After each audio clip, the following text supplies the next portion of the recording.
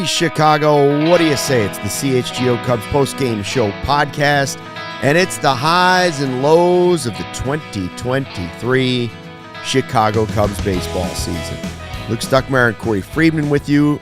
Cody Delmendo has the night off. He was out at a losing ballpark. By the way, Cody should not be allowed to go to a game without me because I'm 2-0 this season, and I believe his record is not that good. Not good.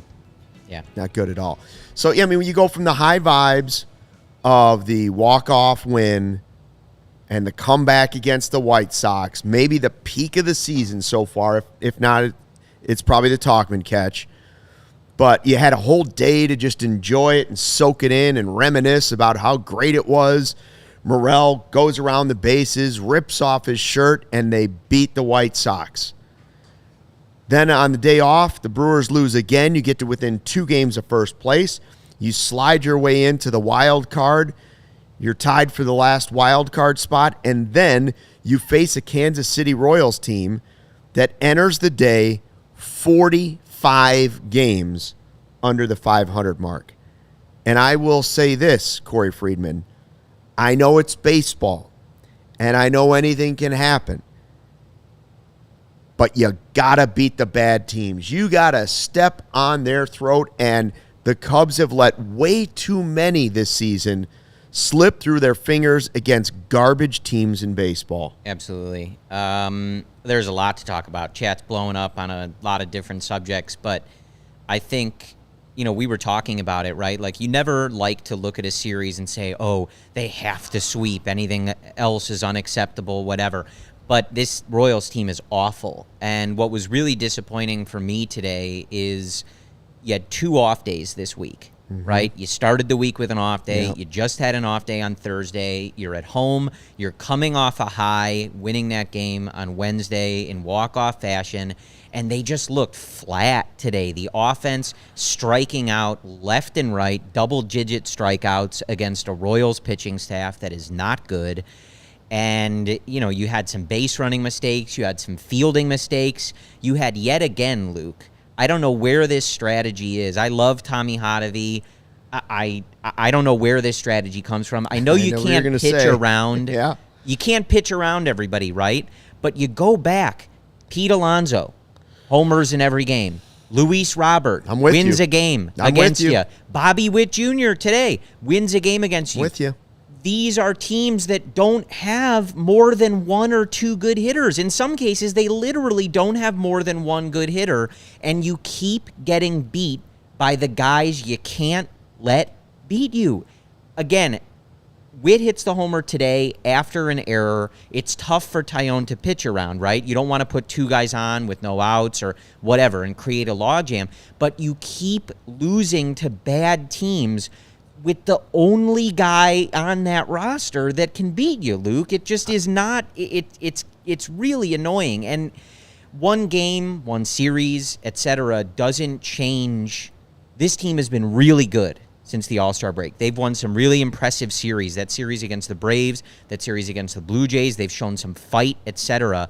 But you look at their kind of recent stretch. You lost 2 or 3 to the Mets. You lost 1 of 2 to the White Sox. You lost today to the Royals. And really, Luke, you looked flat in that first game against the White Sox. And frankly, outside of that 9th inning, right, and I guess Madrigal's homer earlier on Wednesday, you looked flat for most of that game too. So, this is, again, I don't like to do too much, narrative stuff, right?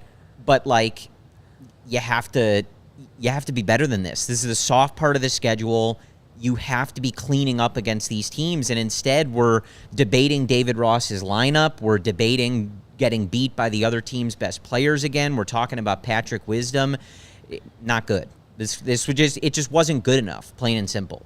Sloppy baseball, right? There's been some bad baseball. You're right. The comeback helped wash away what was a lot of bad against the White Sox. You almost got swept against the Sox. Yeah. But the Royals come into this. The only team worse in baseball is the A's. Now, you swept the A's earlier this season. We're like, that's it. That's what you got to do. You got to take care of business. You can't have games like this. And I totally agree about letting the one guy beat you thing. I know you can't walk them. I know you got to be careful. You also can't make mistakes to guys, and you also can't make an error before you make a mistake to a guy. Right. That only makes it worse. Yeah. So, yes, and it allows for a lot of second guessing. In the grand scheme of things have been good, but you're trying to compete for a playoff spot. You're likely trying to compete for a playoff spot without the guy you considered your ace going into the season that was in the Cy Young running for the first half of the season. And we'll have an update from Marcus Stroman coming here in the second segment of the show. Ryan Herrera got an interview with him along with the rest of the media during the game. And, we'll hear from him coming up in the show. But that's why I said when Stroman got hurt, listen, it's going to take special baseball to get this team into the postseason. Even though they're, within 2 games of first place and all these things, yes, but it took a special play or special plays to salvage that win against the White Sox. And today, this afternoon, instead of special plays on a Sunnyside Friday, what you got were mental mistakes, whether that was on or off the field. We were talking about the Nico getting thrown out at second in the 9th inning. Yeah. I don't know what to make of it. I think most baseball people would agree with what you said, that your offense has been struggling. The plays in front of him, but it was a perfect play. You don't expect most outfielders to get to it before the wall and then make a throw that gets you on the hand. Any kind of bounce off the wall, he's in there. Nico's a great base runner, right? So it's just one of those plays where maybe I shouldn't like it or I should be mad about it, but I don't. With him, I just don't think it's that big a deal. But at the end of the day, you're getting thrown out on the bases, right? I think the bigger thing for me is I really try not to freak out about the lineup and who's playing and all of that. But as you were saying, it took a special run for this team to end up buying at the deadline and to get to where they are, threatening the Brewers. They came into today holding a playoff spot, right? Now they're a percentage points behind the Reds for that 3rd wild card spot, and I think the Marlins maybe too.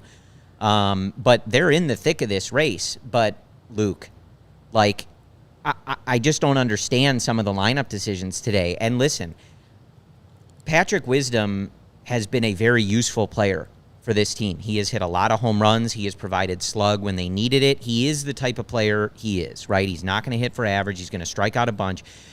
But he cannot play first base in the major leagues. He can't do it. I don't understand how many times we're going to have to watch this.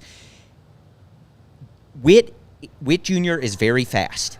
Candy wasn't going to throw him out on that first ground ball, but Patrick Wisdom needs to keep that ball from going in the dugout. That cost them a run. You can put that on both of them if you want, right? Patrick Wisdom didn't throw the ball, but I think a better first baseman blocks that ball, knocks it down, keeps it from going in the dugout so he doesn't get to second, yes. Right? Yes. The Matt Duffy grounder, soft grounder, Sutcliffe is talking on the broadcast, Sut provides a lot of smart insight, but they were talking about how the ball bounced. I don't care, right? A real major league first baseman needs to make that out. It's soft contact. Soft contact right at him. You have got to make that out. And, of course, next batter is the home run. That's 2 runs. And so this game is not Patrick Wisdom's fault. But where I get pissed off is I don't know what everybody's looking at. He's not a major league first baseman. We just went through this one of the last times he was out there where he was dropping the ball, not making those plays. He is not a major league first baseman. Stop doing it. He's been hot sort of at the plate in his last couple weeks, right? Just because he's hitting home runs, which sometimes the team needs. But then you look at the splits, right? Wisdom's in there today against a lefty. This year against lefties, Patrick Wisdom has an 84 WRC plus, 16% below league average, Luke. Why is he in there? And if you had a lefty late in the game that you pinch hit Nick Madrigal for Patrick Wisdom, right? So a lefty started the game, then a lefty's in relief, but you pinch hit for him anyway. Why is Wisdom playing today, guys? right? Like, I hate to rail on this stuff, but if you're losing margin games to the Kansas City Royals, who are 45 games under 500, then we have to nitpick this stuff. He put out the lineup, and it didn't work, right? They were talking the whole game about the KC starters changeup, right? And I was eating up righties. David Ross made the decision to load the lineup with righties, right? At some point, Ross makes the lineup. The justification has to work, right? And it didn't. I don't get paid to manage the team, y'all. Like, I can sit here and say that in hindsight, right? It's not my job to be correct. I don't disagree with almost everything you said. And here's the deal. Can Wisdom play first base? Yes, but he should not on a team that's trying to get to the postseason.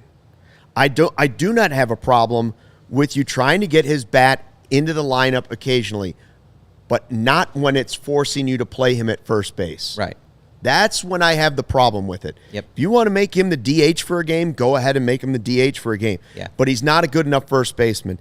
Absolutely stopping the ball should have been the first. That was the first run. Then it becomes a 2-run homer. That's 2 runs off. That's the difference in the game. Right. That's the home run alone is the difference in the game. Yeah. Instead of a solo shot and it's only tied, it's a 2-run shot and you're trailing. Yep. And you go back to the first time. So now it's 2 runs. Do I blame Patrick Wisdom for that? Well, yes, the player gets blamed for not producing, but yes, you have to put the players in the correct position. And I think David Ross gets credit for a lot of things from me for things that he's done well. Working Fulmer back this year, finding a path for Fulmer getting back. They've done some nice things. But I personally do not understand why they keep trying Patrick Wisdom at first base. Well, and it goes back to earlier in the season, Luke. Like, this is something that they've been doing all year, like trying to put guys in positions that aren't their natural positions and that they're not really good at, which is counterintuitive to the entire way that they built this team, yes. Right? They built a pitching staff that gets ground balls, and you signed a middle infield and a center fielder who I guess needs to play first base now, right? Like, but to eat up balls in play, right? But then all year, when Seiya was out, they tried everybody and their brother in right field, despite none of them being right fielders. A total mess. You've had guys at third base. You're again, credit to Nick Madrigal for the job that he did, but you're making a second baseman learn third base because you don't have anybody to put over there. And now still, after the trade deadline, in a playoff race with such a thin margin for error, you got a guy who can't play first base over there. The other thing, and I see it in the chat too, right? We are living in the summer of Mike Tauchman. Cody Del Mendo is not here, but it's still the summer of Mike Tauchman. Mike Tauchman has been an above-league average hitter against lefties and righties. We talked before the game. If they want to give him days off, if they want to not, like, run him into the ground and just ride the hot hand, fine. I get it sometimes. But he doesn't really deserve to be sitting, ever, for these guys. And to your point, if him sitting means you have to play somebody at first base that can't block the ball, that can't field properly, then you got to keep putting Tauchman out there, man. Like, one more thing on these splits. In general, I do not like Ian Happ hitting third, but I'm not here to nitpick that whole thing. But what I will point out, we've done that, right, is that Ian Happ has been a below-league average hitter against left-handed starters as a right-handed hitter. If he's going to play and hit from the right side, which is his worst side, stop hitting him third. I'm begging you. Right-handed Ian Happ is not a 3-hitter. He's just not. And they just keep doing it. Like, it's weird to me, Luke, like, there's some, like, split stuff, handedness stuff that Ross seems to play, like, by the book, right? If it's a lefty, we're doing this. If it's a righty, if we're doing this. And then other stuff, it's like, no, it just doesn't matter. Why is Ian Happ hitting third no matter what side of the plate he's hitting from? He's a below-league average hitter as a righty. Stop doing it. I will admit that I was going to come out and argue again that Bellinger should be batting in one of the first 3 spots, because at the end of the game, I want, if the game is on the line, I want to make sure that he gets up. Now, today, it didn't work. Happ gets on base, and Bellinger gets the opportunity. He can't come through. But I still want that to happen despite the result, that's still what I want to see every That's- time. Now, I want Bellinger to get more at-bats than almost anybody on the team. So I want him batting in one of the first 3 spots at the very least.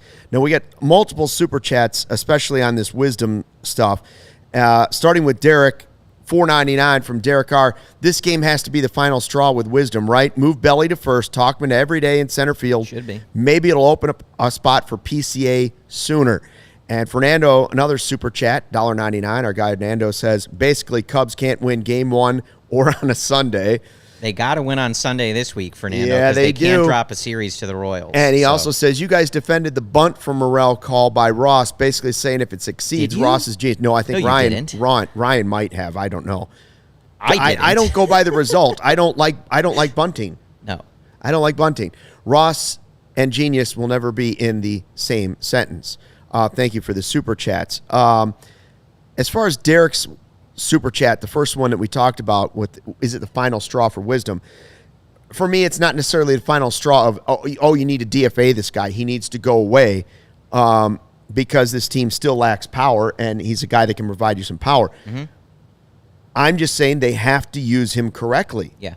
And that has to be special situations. For me, that's not putting him at first base. I've long said that although Bellinger is a better center fielder than Tauchman, Tauchman is a good enough center fielder. Absolutely. That I am willing to slightly decrease the defense, just at maybe a .005 less effective by putting Bellinger at first and Tauchman at center to boost the offense. Yes. And give you the right leadoff guy. Now, some would argue, sometimes even me, that even defensively it might be better because I think he's your best first baseman.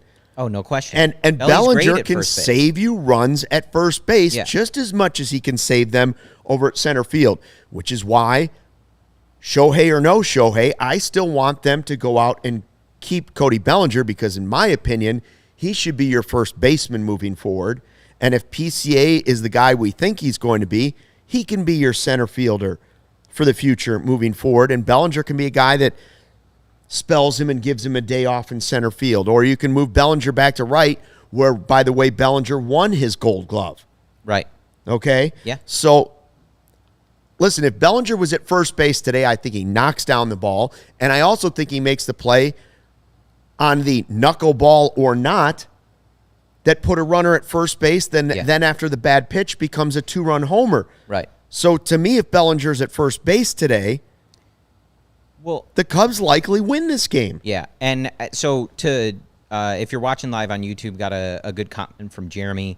Jeremy Smith, blame Hap all you want. Belly and Swanson were 0 for 9 today. Lots of guys left on. They struck out 13 times. Yeah, Nico made 2 bad outs on the bases. Lots of blame to go around. No question, right? When I'm talking about Hap hitting third and Morel leading off today, like just some of the stuff, I'm talking process, right? Because on an individual game, Belly and Swanson are going to have their struggles, right? Mm-hmm. Cody Bellinger has lifted this team and put it on its back for most of this season. Individual guys are going to have days where they struggle. But the one thing that we as fans can hope that the team gets right is process, right? And I just don't think it was very good today. So it's definitely not a loss that is the fault of Ian Happ hitting third or, no Tauchman. And it's not singularly on Patrick Wisdom. No, absolutely. The chat is right. It's Nico's just base running move in the 4th inning was way more powerful in the outcome of this game than going for it and trying to stretch a single into a double in the 9th when you guys aren't playing well. That could have been an extra run in the 4th inning. Yeah. So it's so just there were lots of mistakes to go around. To me, though, it's just like the process is the thing that they have to get right. Theo was a big guy, like process over results, right? Sometimes the results are going to be bad, but if you believe in what you're doing and why you're doing it, you have to live with that, right? It's kind of what you're talking about with wanting Cody Bellinger getting more at-bats. Today it didn't work with the game on the line with him, but you probably want him up there more often than not. Plenty of blame to go around. We haven't even talked about Taillon, who was, I don't know, okay at best, right? Like, the defense continues to let him down. I feel like he's gotten the lion's share of Patrick Wisdom's problems at first base. Again, like, my thing is just, like, we have to evaluate the process, and I think they could have done better. I think they could have put themselves in a better position to succeed today, even if after the fact you look around and go, yeah, like, there was plenty that wasn't good today. There was almost very little that was good today. No, it was a team. Was not a good effort. A team loss all the way around. Right. I'm not saying Patrick Wisdom cost them the game, but that was, if I had to put a percentage on it, that was the highest percentage. Sloppy baseball is the reason they lost the game. Right, and I saw somebody in the chat reference, and we pulled it up, Nico's bad base running. And that is one thing I will push back on. There's definitely blame to go around, but there was, one out in the bottom of the ninth? Nico's trying to stretch it to second. Yeah, I didn't hate it. I always prescribe to aggressiveness. Make them beat you. Make them beat you. Make them make the throw. It didn't. I don't know if he thought maybe it would carry him off the wall, and it didn't really take a hard carry him like it normally does in that corner. But I like the aggressiveness, so I'm not just going to take it by what the results were. I don't hate that either. Yeah, I don't know what happened in the fourth inning. Maybe there's something else there, but he got thrown out twice on the base paths. He did get thrown out twice on the base paths, and he got thrown out stealing by Grandal, right?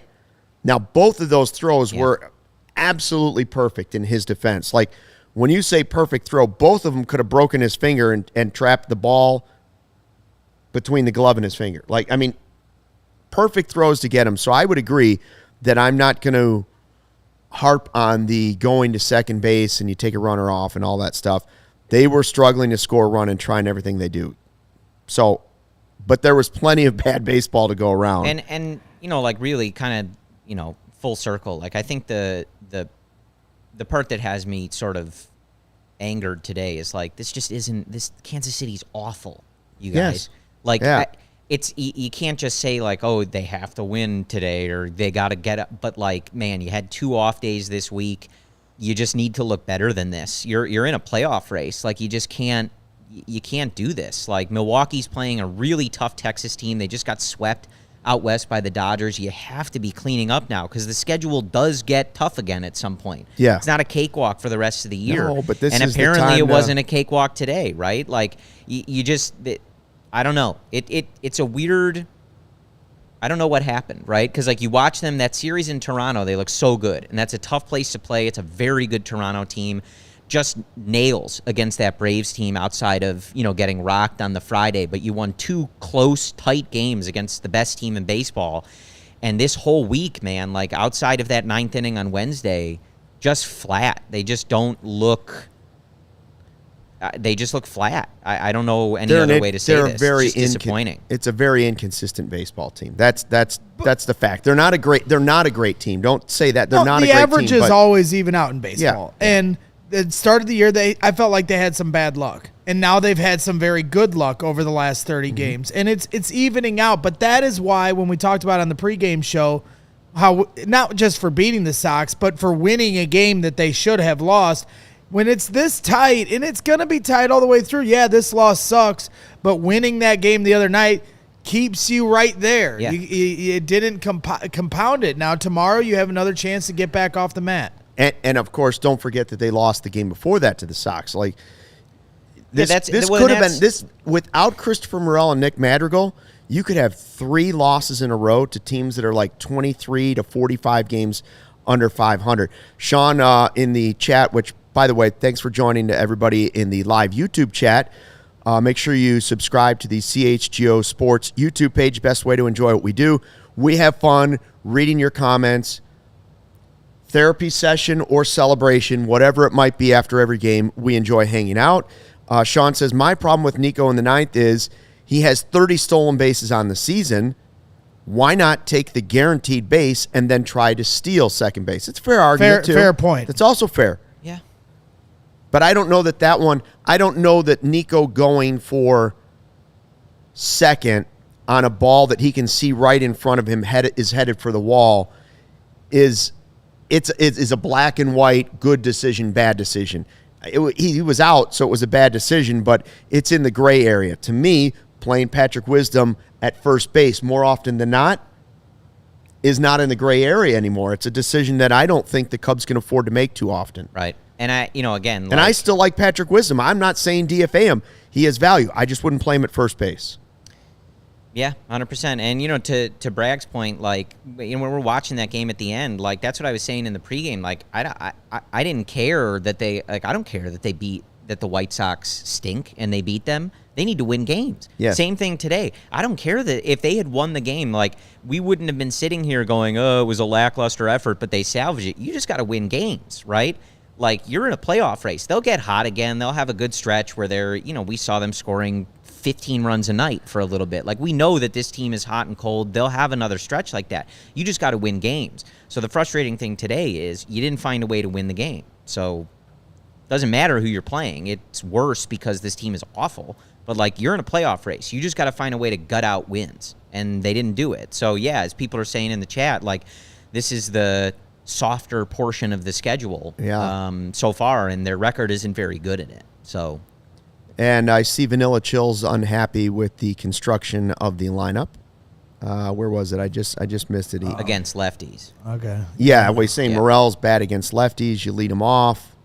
Lineup makes no sense. Right-handed Hap is batting third. Morel's bad against lefties, so lead him off. I don't really love Morel leading off lefties. ever, but he's had a lot of really professional at-bats. I think he took another walk today. He's done a lot better at spitting on some pitches and stuff like that. I just don't I know he's hit there before, but I don't think he should be leading off. I just don't think that's the optimal spot for him.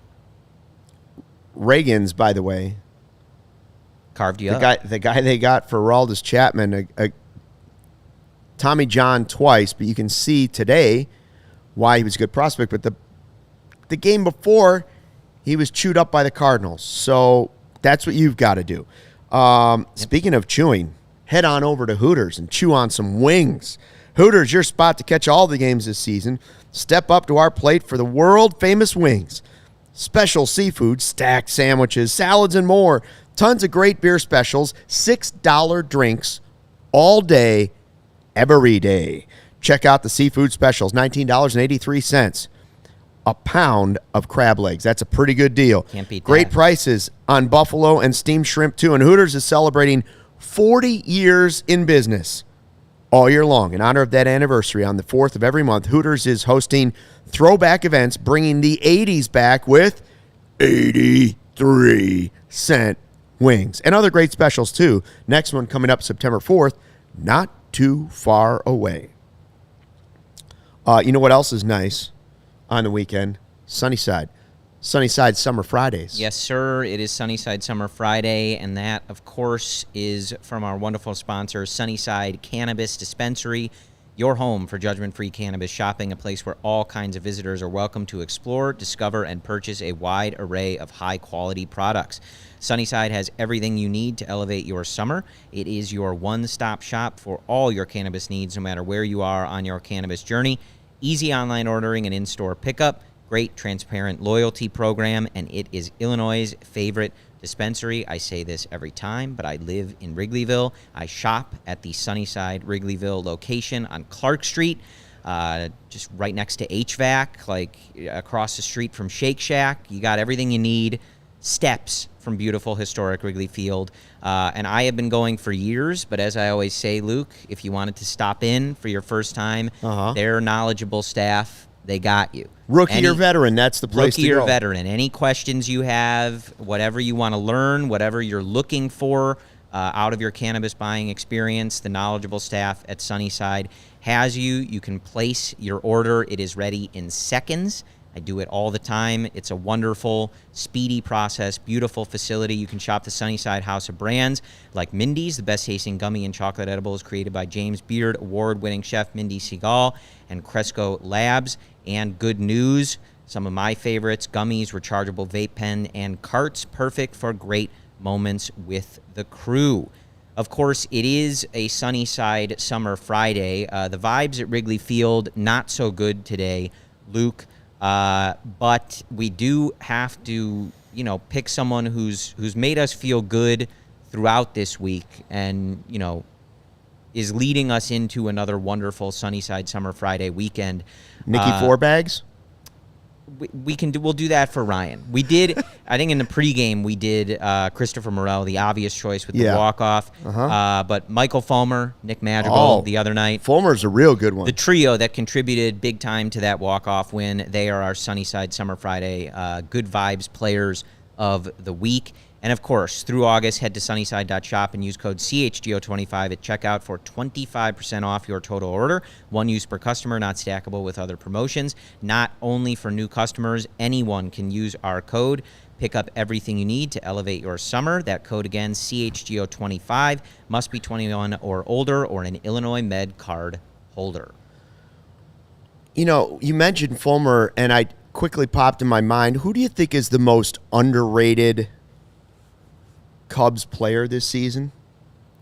Is it Assad for what he's done? Is it Fulmer for what he's done? Is it Leiter for what he's done? That's a good question. Who's the most underrated Cubs player this season? That's a good question. Tauchman's no longer underrated. To be honest with you, the first thing that comes to mind for me is Yan Gomes. Yan Gomes has had a really good season. Yan Gomes having the season that he's had at the plate. We know what he does behind the plate, right? The pitchers rave about him. He's great. That block, if you watched it in the game today, the stab that he had, like going across his body with his right leg stretched out, I have no idea how he pulled that off. But Boog and Sut were raving about it on the broadcast. Like, that's the type of stuff that he does. But then you look at the fact, like, he's in a not-so-great stretch. He's been slightly below league average in terms of overall offensive production. But he was up there for a while, which for what is he, 36, right? Like, for a 36-year-old catcher, 50. I feel like that might be my choice. But there's a lot of really good options. Gary says Merriweather. I mean, your top five even is difficult. Yeah. Because you might leave off somebody like Merriweather. Right. Merriweather, Gomes, Leiter. I mean, Tauchman has to be considered underrated because the guy didn't even make the roster coming out of spring training. Right. Yeah. I mean, I think Tauchman is maybe Fulmer's quietly on that list. Sure. Like, Tauchman's getting T-shirts made by CHGO and obvious shirts. Right. Nobody's printing the Fulmer is fantastic shirt. Yeah. We love alliteration, though. Whatever, you know. I mean, I think Becky Mancini I think not you on could the make team an anymore. argument like that Dansby's been underrated. Like, he's a 4-win player right now. Like, do people appreciate him You could to still that be level? highly paid and underrated. Like, you know, I think there's a lot of arguments. There's some obvious ones that are not underrated, right? Everybody knows how good Cody Bellinger's been. But there's a lot of guys that I think their performance has flown under the radar. All depends on your definition, I guess, of underrated. But that's why the Cubs are in the hunt for a playoff spot because of some of these underrated performances that are quietly under the radar. For as much as I saw some people, throwing out Hosmer and Mancini in the chat. We are laughing. You know what I mean? But for as much as we rag on those players who did not contribute and needed to be DFA'd or have their playing time lessened, like, you want to highlight the guys who did come in and step up and do that role. I love that we have 80-something Barb now calling Javier Assad the ass man. Yeah, it's taken hold. Everybody's gone with it. Thank you. Stroman. So Marcus Stroman, we hadn't heard speak about this injury leading up to this point. All of a sudden they were in Toronto. He was set to pitch against the White Sox. Then he scratched from the White Sox start, and then we get a day off, and we get back, and we get the news right before the second White Sox game, which was really sending the Cubs into a tailspin, that he has a fracture of his rib cartilage, okay? And no timetable for his return. Yeah. I don't know. I said afterwards, I'll be shocked if he pitches again this season because I know as a non-athlete, I've had just bruised ribs and couldn't sit in a chair, couldn't breathe. So this is an injury that I know there's nothing you can do for it other than just rest it. There's no surgery to replace or repair a fracture rib. There's no injection that give him. The fracture has to heal. And that means he has to do nothing. He has to do absolutely nothing. He can't go out and throw side sessions while he's trying to repair fractured cartilage in his rib, which is why I was arguing with Gary about it being a different injury than the hip. Sorry, Gary, just pointing out you were wrong that time. You're mostly right. But this is something that could derail his entire season. Yeah. Now, he spoke during the game, and Ryan Herrera was there. Ryan's going to join us a little bit later in the podcast. But, Braggs, do we have the sound from Marcus Stroman kind of explaining what happened? Yes, we do, as long as you apologize to Gary, because he is never wrong, sir. This was the only time I've seen Gary wrong. All right. Ever. Here's Marcus Stroman with Ryan. I was thrown on Sunday in Toronto, and I felt just like a little crampy feeling, nothing crazy. Threw my bullpen, got done with all my work, and then like after I cooled down, it's kind of like hard to breathe, like kind of in like my diaphragm, like rib area. So I went through some things with the trainers. Then they thought it was my appendix or my gallbladder. So then I had to get on the phone. It was a question whether to fly or not. Ended up being okay to fly. But once I landed in Chicago, I went right to the ER. Just kind of ruled out appendicitis in my gallbladder, ruled that out. Woke up the next morning, went to get an MRI, and just revealed that I had a fracture in my rib cartilage. So I'm still trying to process it, honestly. Do they think it was like a one pitch or a cumulative? Was it like a one pitch type of potential injury or cumulative? Like I said, I don't know. It's kind of a question mark. It's just, it felt like it was hard to breathe once I cooled down. I thought it was in my diaphragm. So I'm kind of still going from there. The Cubs didn't really they seem pretty confused about it. You don't see this normally with pitching, right? So I don't have an answer, man. Hard to hear, but he had trouble breathing after he started to cool down. So he wasn't even necessarily feeling it as he was throwing. And I believe I heard him say they even checked for like appendicitis and different things. Like they didn't know what was going on. So man. So and yes, Gary, I'm agreeing that the two things could have been connected, but you were complaining in the chat yesterday that they didn't do tests soon enough. You're not testing the hip. He didn't know he had a rib injury. So yes, one could have led to the other, but testing the ribs after the hip injury wouldn't have shown anything. The injury happened during that bullpen session. Yeah. So just looking at, some of the quotes, just like this one, we're in a playoff push and hopefully I can contribute, taking it day by day, yada, yada, yada. That's kind of the thing. But then when you go back and he's talking about having trouble breathing, being in discomfort when he's sitting up, like that's not good, and as you said, like there's nothing you can do about it. You can only let it heal. So it's trouble. I've heard of it in other sports like basketball and even guys doing this in weightlifting and stuff, but I've never heard of a pitcher necessarily getting it. And you can just imagine how much stress that would put on the ribs while you're trying to throw. Like, there's no way he can be throwing a ball for a while. And now he said, we don't know if it's a 2-week thing, 3-week thing, 4-week. He expects it to be multiple weeks. Right. All right. So let's best case scenario take it 3 weeks. Now he's got to rebuild everything he's doing to start all over after he starts to feel no pain. I just don't see how anything before like the last week of the season is even possible. So Assad is going to have to step up, and somebody else is going to have to step up. You have to plan that you're not going to see him again. We know how competitive he is. We know how hard he works. He's going to try to get back out there. I'm sure for a guy that has been here for a couple years now, it's killing him that they're finally playing meaningful games and he's not able to be out there. But it is what it is. I did see some discussion in the chat about, if he's not healthy by the end of the year, would he pick up his option and stick with the Cubs next year? I don't know how everybody feels about that, but that would be wonderful for the Cubs. Paying Stroman $21 million next year, if he's able to get healthy and be average Marcus Stroman, what he's been throughout his whole career, you will pay $21 million for that for a single year. Today, tomorrow, next year, you will do that tenfold, right? You can't guarantee what he looks like. If he doesn't pitch again for the Cubs this season, I still think he opts out because there was enough good and there's such a demand for pitching Sure. that I still think he probably believes Yeah, he could get more money. I'm just saying, if he did pick it up, Yeah. great. Like, you're hoping he picks it up, unless you Yeah. have some knowledge or belief that he's not going to return to form, which there's really nothing that But suggests even that. even if you weren't sure because of the injury, then it becomes like a Bellinger type deal. There's less Right. risk. It's a 1 year. Yeah, You're not 100%. sinking $100 million into the guy. You're sinking one season into him. Yeah. And you're waiting for your young arms to come up. The perfect scenario absolutely is him opting We can in. we can talk to our guy Ryan Herrera and ask going to in a a little second. about Jameson Taillon, but just kind of piggybacking off of the Stroman conversation. Again, I thought Taillon was okay today. Yeah. Right, a lot of balls in play. He only had 3 strikeouts, which, you know, when you're playing a not very good offense, a team that isn't very good, we talk about this all the time. Right, it happened to Kyle Hendricks against the White Sox.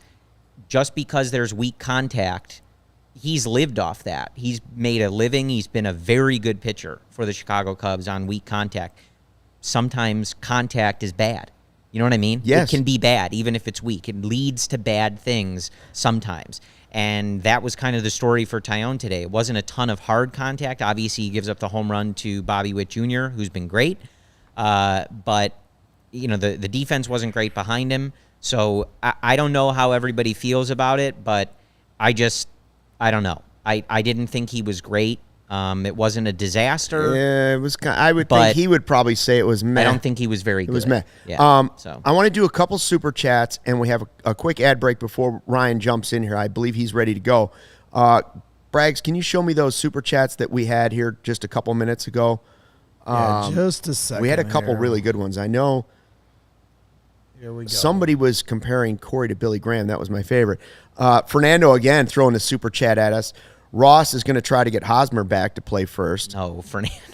Baseball Junkie, $10 from Baseball Junkie. CHGO is chicken soup for the soul after a rough day at work and illogically brutal Cubs loss. Corey preaching like he's the Billy Graham of sports talk shows. God, I love it. I'm not sad anymore. I'd say more Jesse Gemstone, but still, amen to that. Amen to that. Which one? Which one is Jesse? Jesse is Danny McBride. All right, I'll take it. I I just finished up season 3. Great season. Baseball Junkie also says, I'm making burgers for dinner tonight. Anybody hungry? Yes. And we are right over here on Rundell if you would drop them off. Everybody's offering to feed us today. First pizza in the morning. Are you guys a smash burger or are you like the thicker patties? Smash. I'd rather have a good smash burger. I'm not a big patty burger guy. I'm trying. I don't to like figure the big out, stuffed burgers. I feel like Too hard to make them right. I'm interested. But if they're I but they are appreciate made it. right. If. Big if. Yeah. I was just gonna say I appreciate it from Baseball Junkie. That's very nice. I mean, Billy Graham. I'm just wondering. I feel like our discussion today would have made me almost angrier, right? Yeah. But I'm happy it's having the opposite effect. You know. All right. Couple of quick things we want to tell you about. We have extended the offer on our CHGO Kickoff Classic at Cog Hill. The deadline is now early Monday morning, so you still have this weekend to get the last couple of spots out there. I believe it's going to be like 100 people out there at Cog Hill for the spots we have. We're going to take over course number 2 at Cog Hill. That is a week from today. We're teeing off 9 a.m. next Friday, August 25th. It's a CHGO Kickoff Classic, 18 holes with a cart. The exclusive CHGO and Pins and Aces golf towel will be distributed for every player. We're going to have whole contests out there. We're going to have giveaways. We're going to have prizes. We're going to have lunch for you. We're going to have drinks and a ceremony after the round. And, of course, there is the CHGO Die Hard discount.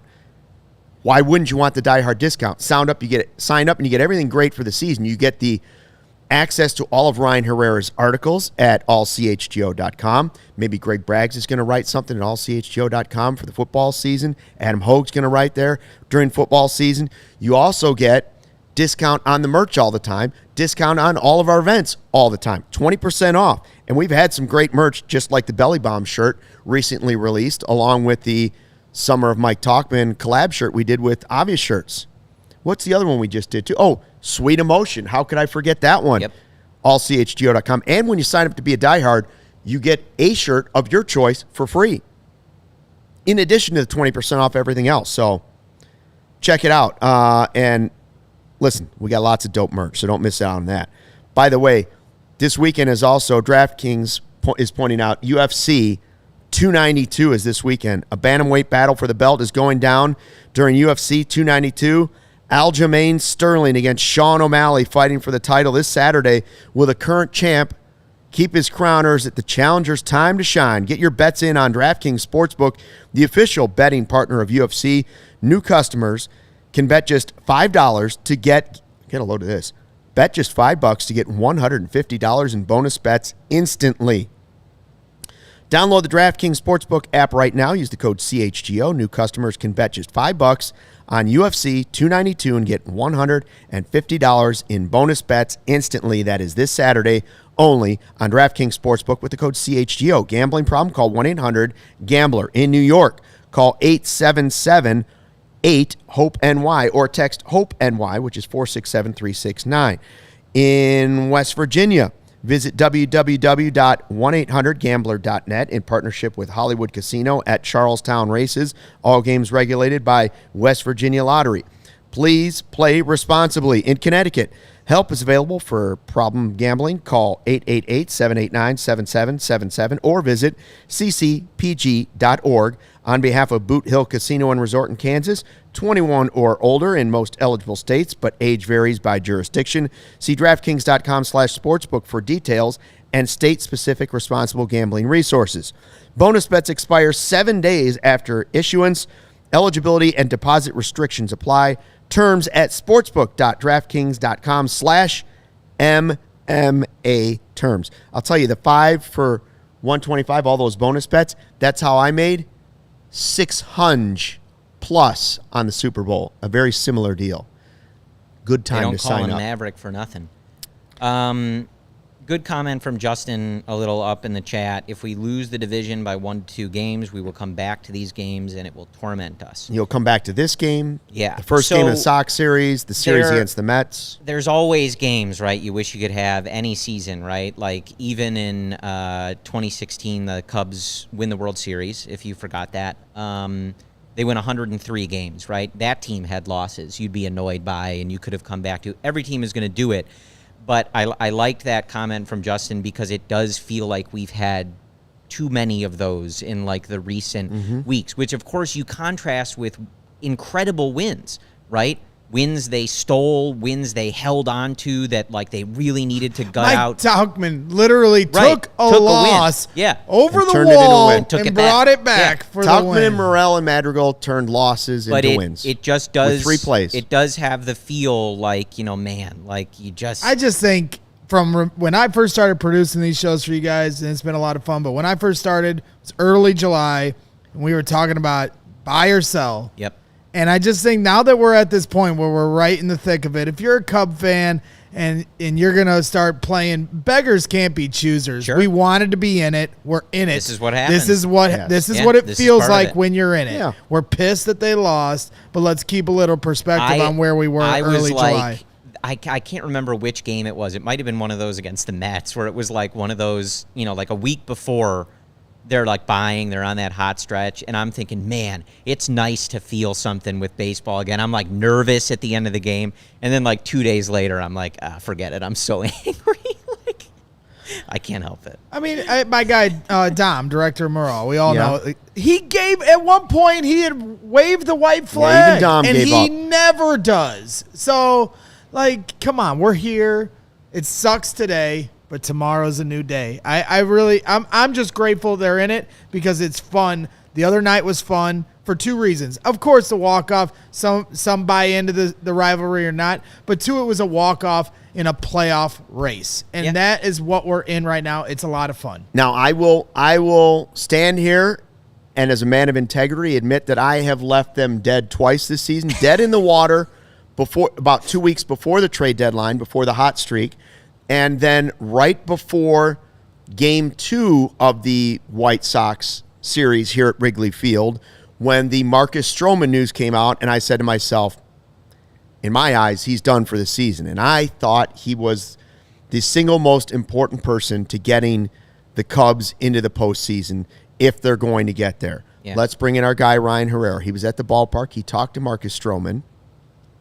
and he is at beautiful historic Wrigley Field in the press box, dialed in with his headphones. And Ryan, Hi, Ryan. It was a little hard to hear some of the Stroman. In general, if you're summing up what he had to say, I'm assuming it's basically something in the lines of he's not sure, and even he doesn't know if he's back this season. Yeah, it's a lot more of what we heard from David Ross and Jed a couple days ago of not sure when it happened, or not sure what caused it. He said that it was on Sunday after his bullpen, going back inside, cooling down, and then it kind of, he could feel it, like breathing and stuff. He could feel it there, and they didn't know at first what it was, what they wanted to, like he said, they weren't sure at first if he could even fly back. And then when he did, he went to the ER, and he was there for a while trying to rule out appendicitis or gallbladder or any of that kind of stuff. And I think the next day he went back for an MRI, and then that's when they got the right rib cartilage fracture diagnosis. A lot more of the same from what we've heard, in that not sure how it was caused, not sure what the timeline is. It's a particularly unusual pitching injury. We don't see that. That's not something I've ever seen a pitcher get. And they don't, obviously the Cubs don't see that very much either. And they're not sure. Stroman's not sure. He's talking about, just kind of taking it day by day, figuring out a plan. I think a lot of it's rest right now and just kind of letting it heal, and seeing where they go from there. But as far as timelines, he kind of said it himself. It could be, 3, 4, 5, however many weeks. He doesn't know. No one's sure of a clear timeline when or if he'll pitch again for the Cubs this season, or with the opt out at the end of the season. Whether he'll pitch for the Cubs ever again, right? We don't, no one knows, and that just kind of sums up what Stroman talked about, just a whole lot of uncertainty. Obviously they're certain, they know what the injury is, but just uncertainty of where they go from here. Ryan, one thing that was lacking offensively in this game, and Corey and I have been talking about how there were many different things that you could point to and say, well, this helped lead to the loss, this helped lead to the loss, the wisdom error helped lead to the loss, base running errors led to the loss. Lots of different decisions, but 13 strikeouts, 10 left on base, and even the point where they were scoring the runs when they had 4 straight singles, then a fielder's choice and another single. So they had 5 singles in that inning. My thing is they didn't get the big hit either. Was there any talk about just missed opportunities in the clubhouse after the game? A little bit. And Nico, we talked to after the game, and before I get to, so he talked about the one in the 9th inning, his base hit down the right field line, tried to take second, and got thrown out. And I think both him and David Ross kind of mentioned, Ross said he had no issue with that. He had no problem with the aggressive base running. Nico kind of said himself, I'm not looking back at that one. He's not looking back at it with regret. He hits it down the right field line. The play's in front of him, right? He's not guessing. It's not down the left field line. He's kind of guessing as to where it's going. He could see the whole play right in front of him. And he talked about, he sees a right fielder going away from second base. His belief is that he's going to be safe if he goes. And it's not he held up. It's not like he hesitated. It was second base pretty much the entire way. It took a perfect throw to get him out, and that's what it was. The one that Nico talked about that he felt really, I think in his mind, was detrimental to the team. Obviously, as you mentioned, there was plenty of different things that happened in this game that caused this loss. But Nico talked about the first and third, and that was the 4th inning, the inning they scored all the runs, and that it's a design play. He just went early, is what he said. He took off too early, and they weren't able to get Morel in right there. They weren't able to complete the play how they wanted to get it done. And Nico was talking about that's the one that he's kind of looking back on, putting that on himself. Wearing that one and saying that was on him. But yeah, there's you have that. You have the errors. Was it 1 or 2 on Wisdom over there at first base today? Just not able to take advantage completely of different opportunities. That first inning, they get Morel and Nico on to start the game, and it seems like there might be something brewing right away, and then you get a strikeout, a fielder's choice, and then a fly out. So, missed opportunities. That's obviously kind of the theme of this game, and they had the lead there. An error happens, and then Taillon leaves a cutter. I want to say it was like middle, like as middle as a pitch can kind of be, and Bobby Witt Jr. hits that ball out. So it's I'm kind of looking at the chat a little bit. Obviously, a frustrating loss to a team, that actually David Ross and JMO kind of talked about postgame, like it's sneaky, like they're a bad, record-wise, they're a bad team, right? But you look at their numbers offensively, specifically since the All-Star break, like I think they have the second highest batting average, OPS, they're in the top 10 there. They have the third least strikeout. So they're not, overall, season-wise, have not been a good team, but they've been playing better. The Cubs, should they still win this game? Probably. We know any team can beat any team on a given day. The Cubs should still win this game. It feels like they kind of need to come back and win the last two and salvage the series. To go back to your original question, yes. Yeah. The missed opportunities were there and very clear. Yeah, Barb in the chat, the godmother of the CHGO Cubs podcast, says they should beat this team like a rented mule. And I don't disagree. Like, only the A's have less wins, and while they are might be playing better baseball now, you're a team that's trying to get in the hunt, and it just seems like way too often the Cubs have been. We're saying, well, anybody can beat anybody, and they lost to a bad team. Like that, yeah. They need to make some ground up, and you're going to have to start to beat some of these teams. Now, a lot of people in the chat have been asking the entire time about the Wisdom stuff. Was there any talk about Wisdom at first base? Because in our eyes, there was the play where the ball scoots away on the broadcast. Sutcliffe says, it's a knuckleball. It gets away from him and it bounced. But it was a soft hit ball. It was pretty much right at him. And the next batter hits now a 2-run homer instead of a solo shot. So now you have two mistakes. You have the pitch and you have the error before it. But earlier in the game, Corey points out a ball that maybe if Cody Bellinger's at first, he blocks the ball from getting away. So was there any talk about Wisdom at first base and why they continue to do that? No, that not specifically today, but it's one of those things where like Wisdom's going to have to play at some point. Like, I guess in a perfect world, you play your best 9 every single day, and guys on the bench can come in and whenever they need to come in, right, and can hit like they have been playing the entire game or going to like it's just, I think it's one of those things where guys have to play at some point. Like Tucker Barnhart, people had issue with him being in the lineup like 2 days ago, but he hadn't played in over a week and hadn't started since August 1st. Like he had not been playing. He has to play at some point, and that's like these guys can't. That's dead weight on the bench. Whether whether you may be of the opinion that Tucker Barnhart should just not be on the team or not, to have him not play at all when he at least does, I think, bring some defensive value, veteran catcher value, he's got to play. And Wisdom's going to have to play. Maybe he's playing more than he should. Maybe there's other spots that, they should be Ross should be finding him. He hasn't looked great at first base, and I'll admit that too.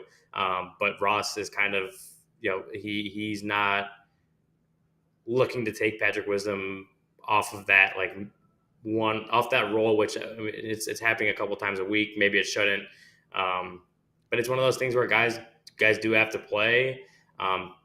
You'd wish they had better spots, or guys could just play better when they get in there. Wisdom's got to be better for sure.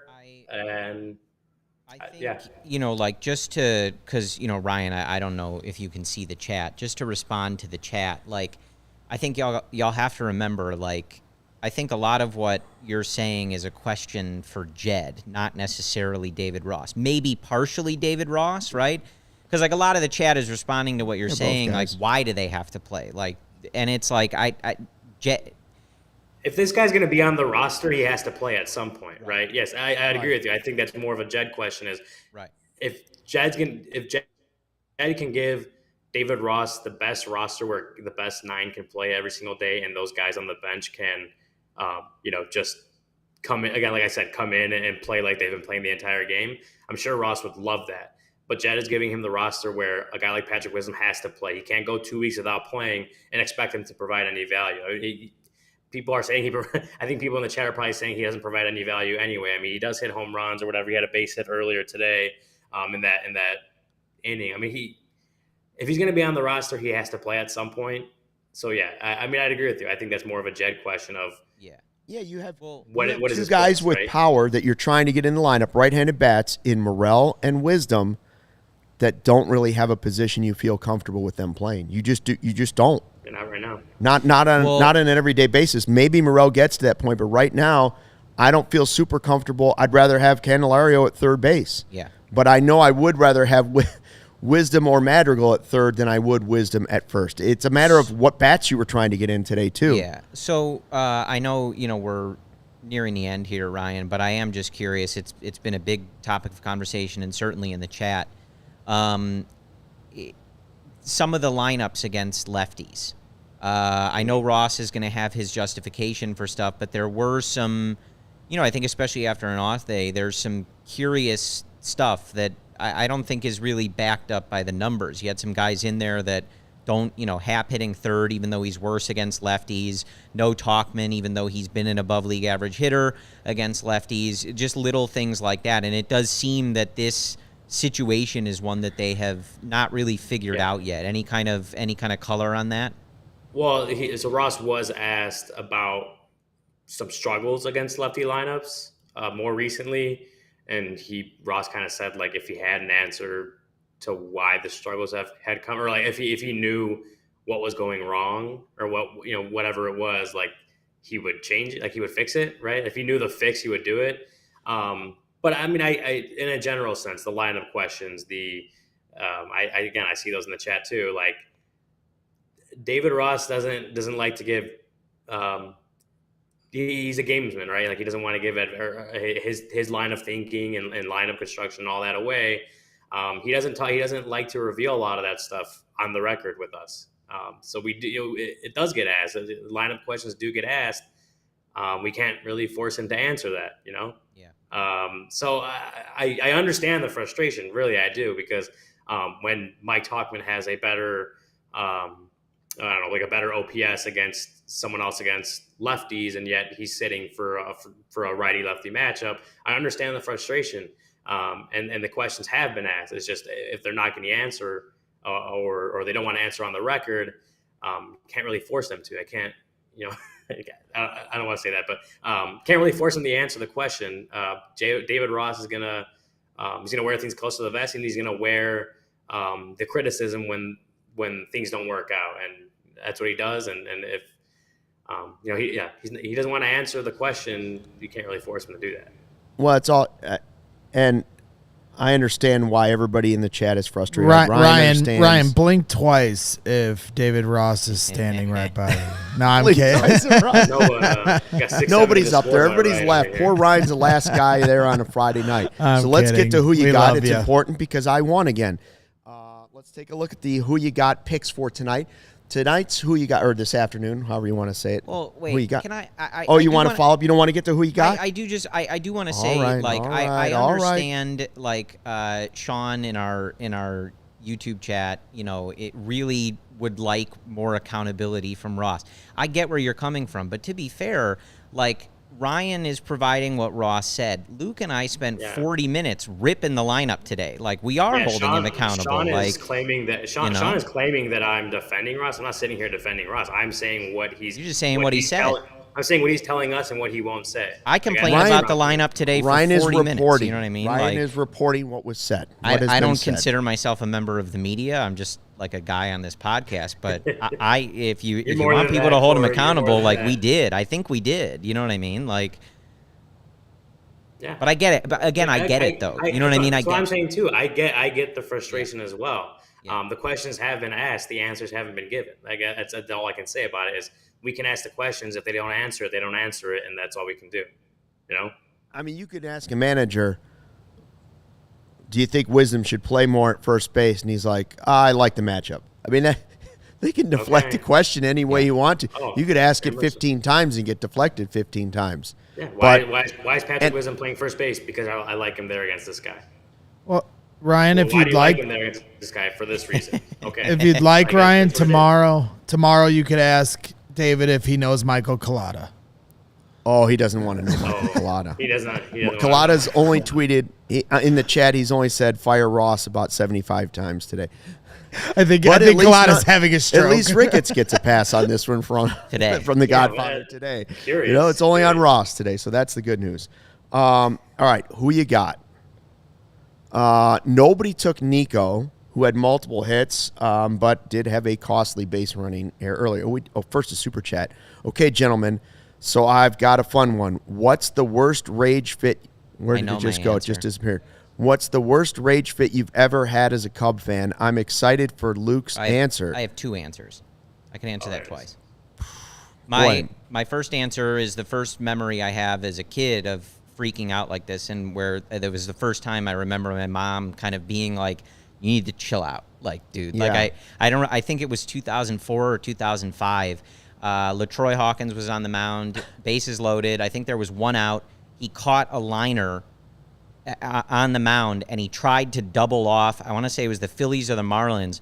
The guy on first base, even though they didn't move, he wasn't going to get him, right? He threw the ball, and it hit the runner in the helmet and went into the stands, and then 2 runs scored to take the lead. I remember I was irate at that because he wasn't getting the guy at first. Why did he throw the ball? I'm still mad about it. But if you want the maddest I've ever been watching the Chicago Cubs, I'm 32, so my length doesn't span Right. a lot of yours. And I'm sure a lot of you think it's cute that I didn't live through, a lot of some of these crazier ones.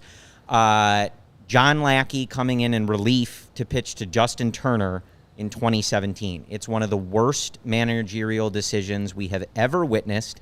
It was the pitcher that had the highest fly ball and home run percentage against the hitter with the highest home run and fly ball percentage. It went exactly as you thought it would, and Madden was crazy for doing it. And I'm still mad about it. Brendan knows. Ask me about this, and I will get mad over and over and over again. For the me, biggest- Carter Hawkins is right. One of them is the Alex Gonzalez Game 6 error. Another would be Leon Durham error against the Padres. And then C would be anytime there's a 3-hour rain delay and I had to wait for the game to end. Carlos with a good one, too. My dad tells that story in the 2003 NLDS against Atlanta when they said Kenny trapped that ball. My dad always tells the story that a 12-year-old me was just shouting, "They're cheating! They're cheating!" They're at cheating. The TV. How about you, Braggs? when remember that run when Kevin Gregg kept giving up Yeah. save after Yeah. save? I called into my guys at Waddle and Sylvie and declared that Kevin Gregg was a disgrace to all Greggs. That's when I had enough. Couldn't take it anymore. Ryan, you got one? I forgot what the question was. I got distracted. The most you've ever raged on a baseball game or a loss, I would imagine it also has something to do with like a 2-hour rain delay. They kept you in the press box till Probably. There was one earlier in the season. I don't remember exactly what it was.